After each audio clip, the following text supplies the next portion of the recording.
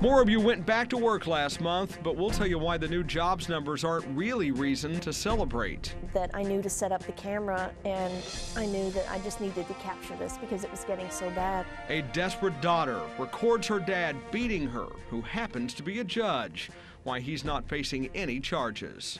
This is such a cool state. I mean, come on, live free or die. I mean, you know, you gotta love that, right? An animated side to Governor Rick Perry many have not seen. But is it a little too much, too late? The experts weigh in. Your independent news network starts right now.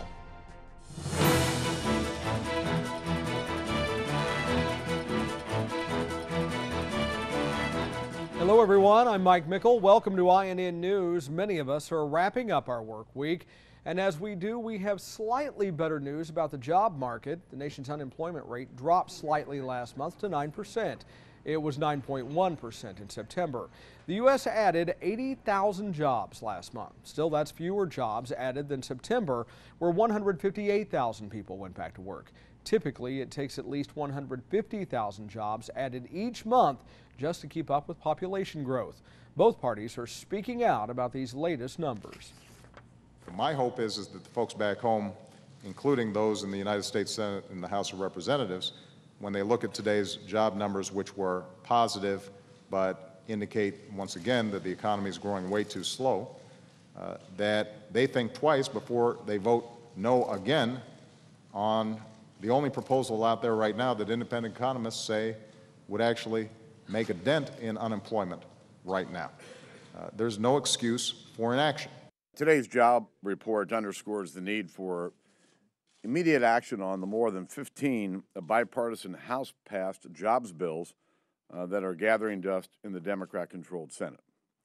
There's no reason, not one, for Senate Democrats to delay action on these bills any longer.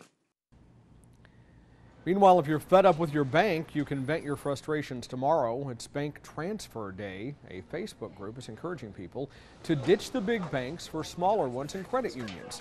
So far, more than 76,000 people have pledged to move their money. In Your Vote 2012, some attention-grabbing comments by Texas Governor Rick Perry. They've raised a lot of eyebrows this week, but Martin Morenz from our New Hampshire affiliate, WBIN, reports it's not the kind of attention his campaign is looking for. From an incoherent attack on Mitt Romney in the debates. He was for race to the top. He's for Obamacare, and now he's against it. And a series of remarks he made before the conservative Cornerstone Action Group on Friday night in Manchester. Sometimes when Rick Perry speaks, he raises a lot of eyebrows. This is such a cool state. I mean, come on, live free or die. I mean, you know, you gotta love that, right? You know, everybody's got a little slogan, right? Mine's cut, balance, and grow, if you know what I mean. A little too little on the debates in terms of energy and message. A little too much, perhaps, the other night at the Cornerstone dinner. Political expert Pat Griffin believes Governor Perry's campaigning has been inconsistent at best. One of the things that's important about the primary is it lets us see candidates in real time over an extended period of time. It also allows us to see their temperament, their intellectual capacity to deal with issues, and also their ability under pressure in terms of how they might perform. Governor Rick Perry recently stated he was not going to take part in any more debates because they simply tear people down. But the morning after he made those comments, he changed his mind. There's going to be a lot of debates. I mean, shoot, I may get to be a good debater before this is all over. I'm Martin Morenz reporting for INN News. And it seems those comments are hurting Perry. He drops even further in the latest Rasmussen poll to 4th place, despite sexual harassment allegations. Herman Cain sits at the top with 26%. Mitt Romney is not far behind with 23%. Newt Gingrich is steadily rising, taking that 3rd spot with 14%. Rick Perry has just 8% now.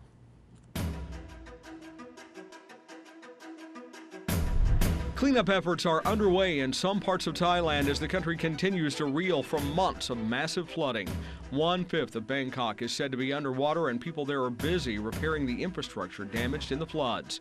Meanwhile, the Thai Prime Minister heard an earful from disgruntled residents who complain the government is not doing enough to help their communities in northern Bangkok. It's been called the biggest annual gathering of humanity there is, and certainly the world's largest gathering of Muslims. We're talking about the Hajj, the annual pilgrimage to Mecca, Saudi Arabia. It officially begins this weekend, and this year, the first to happen since the Arab Spring began last year, is expected to be different. Some experts are watching for potential flare-ups in Saudi Arabia, a country governed by an unelected royal family and where freedoms are limited. The Cuban government is now allowing the sale of real estate. They've been banned since the Cuban Revolution in 1959. The new law allows for the sale, exchange, donation, and gifting of real estate starting November 10. It covers cases of divorce, death, or the owner leaving the country permanently. There are some limitations. Homeowners are prohibited from owning more than one residential home and one vacation home. And that's your Global News Now. A Texas judge shown beating his daughter in a 7-year-old video will not face charges. A district attorney examining Judge William Adams' case says the statute of limitations has passed. Adams' daughter, Hillary Adams, videotaped the beating back in 2004 when she was 16 years old. She says her father was angry at her for illegally downloading music and games. She says this happened a lot in her home. The corporal punishment was just corporal punishment when I was younger, but then it escalated and got worse and worse over time until when I was a teenager it started turning into full-blown abuse, like similar to what you see in the video.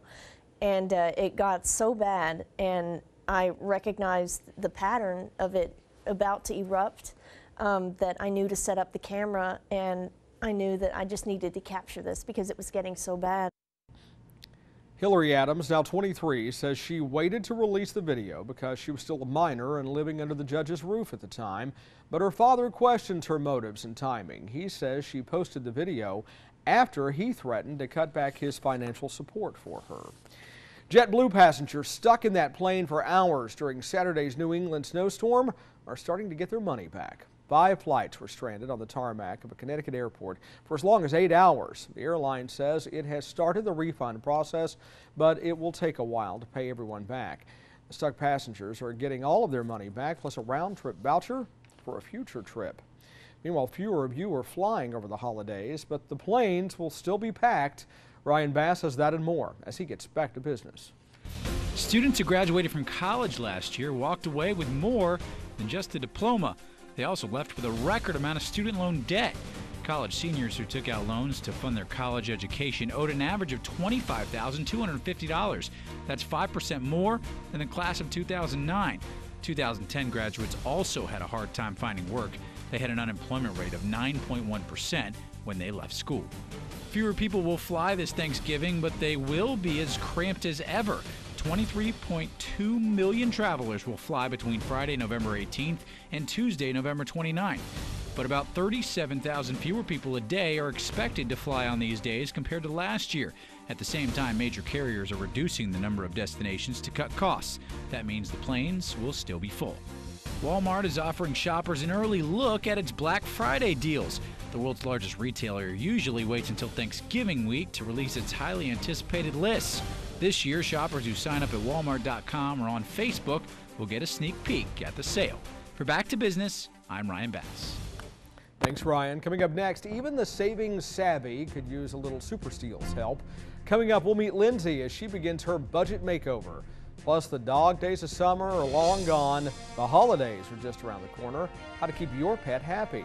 And hey, the work week's over, so grab a cupcake. Or in this case, a cup tail. Sugar and spiked, and for adults only.